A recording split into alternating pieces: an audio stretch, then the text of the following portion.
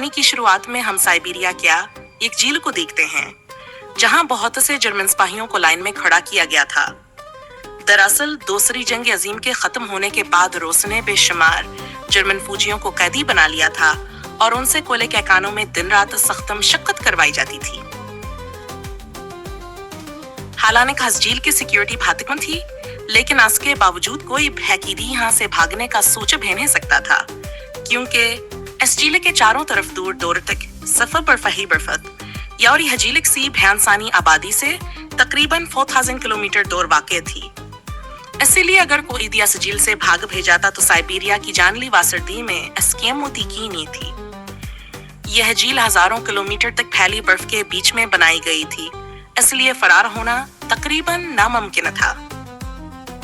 मगर उन कैदियों में एक कैदिया ऐसा भी था जो बहुत तेज दिमाग गका था और वह झील से भागकर अपनी बीविया और बेटी के पास जाना चाहता था। इस कैदी का नाम क्लीमेन फायरल था, जिसे यहाँ 20 साल की सजा काटनी थी और क्लीमेन हर गुज नहीं चाहता था कि हस की आधी जिंदगी इस झील में गुजर जाए। क्लीमेन हर हालत में इस झील से भागना चाहता था।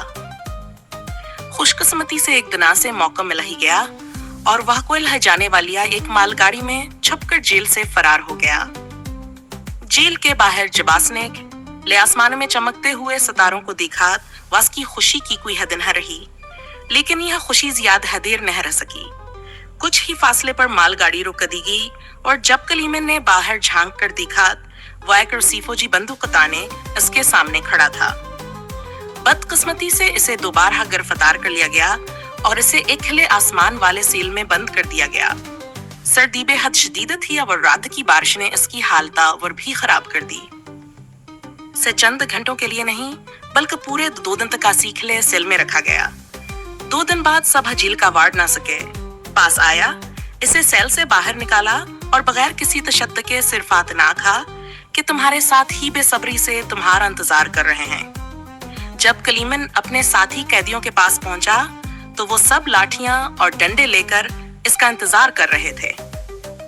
वो सब इस पर बहुत गुस्सा थे, क्योंकि क्लीमेन के भागने की वजह से उन्हें गुज़िश्ता 2 दिनों से भूखा रखा गया था। तब क्लीमेन को वार्डन की बात समझा गई कि उसने क्यों कहा था कि तुम्हारे साथी तुम्हारा इंतजार कर रहे हैं।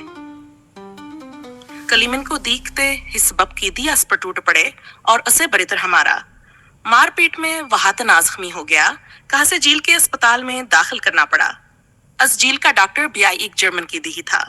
जैसे ही क्लीमेन होश में आया, इसने डॉक्टर से कहा, हाँ एक बार फिर झील से भागने की कोशिश करना चाहता है और इसे इसकी मदद चाहिए। डॉक्टर क्लीमेन की हम तो देखकर हैरान रह गया, कहा तना सबक बर्दाश्त करने के बाद भी वह हार मानने को तैयार नहीं। डॉक्टर ने इसे समझाया, हाँ झील से जिंदा भागा पाना नामुमकिन है और अगर तुम भाग भी गए तो बाहर की जानलेवा सर्दी में मर जाओगे।